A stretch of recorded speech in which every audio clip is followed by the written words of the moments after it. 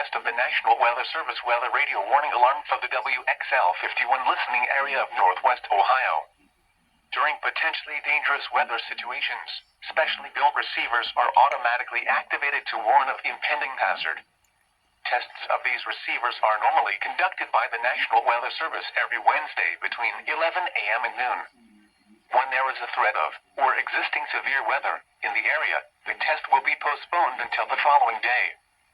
This ends the test of National Weather Service weather radio warning alarm.